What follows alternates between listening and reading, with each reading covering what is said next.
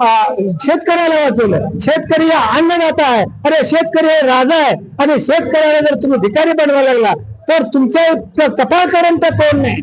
मी गेली 25 वर्ष सामाजिक कार्य करतोय. स्वाभिमानी शेतकरी संघटनेने काम करतोय. आणि जमीन कोणाला काय एकदा गेलेली जमीन परत मिळणार नाही. ही लढाई कुठेपर्यंत लढणार? ही लढाई शेवटचा रक्ताचा ठेवापर्यंत आम्ही लढणार आहे. रक्त सांडलं तरी चालेल, पण आम्ही ही लढाई शेवटला नेऊ. आणि एक जमिनीचा तुकडा सुद्धा आम्ही घालू देणार नाही.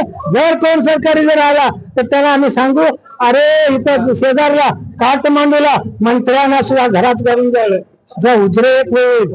महाराष्ट्र कोल्हापूर सगळा वेगळा आहे. शेतकरी तयारी आहे का ते? शेतकरी जीव गेला तरी तयार आहे. शेतकरी अन्नदाता आहे. हा शेतकऱ्याला मारू नका. अरे तुम्हाला शेतकऱ्यात तळतळाट भोगल्याशिवाय राहणार नाही. अरे तुम्हाला लकवा मारेल. आमचं खाऊन आमच्यावर बेमान. त्याला काय म्हणायचं? त्याला कुटुंबचं बोकड्याच्या आल्यात म्हणायची काय? आणि राबतो म्हणून तुम्ही खाता, त्याची तुम्हाला जाणीव असली पाहिजे. तुम्हाला आम्ही कधी सेल सोडणार नाही.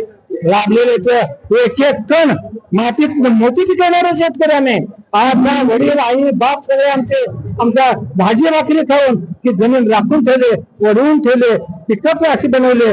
आणि हत्तीच्या ह्याच्या गव्हाच्या ह्याच्या सगळ्यातनं आम्ही जमीन पिकवतो आणि सगळ्या जनतेला आम्ही अन्न पुरवतो.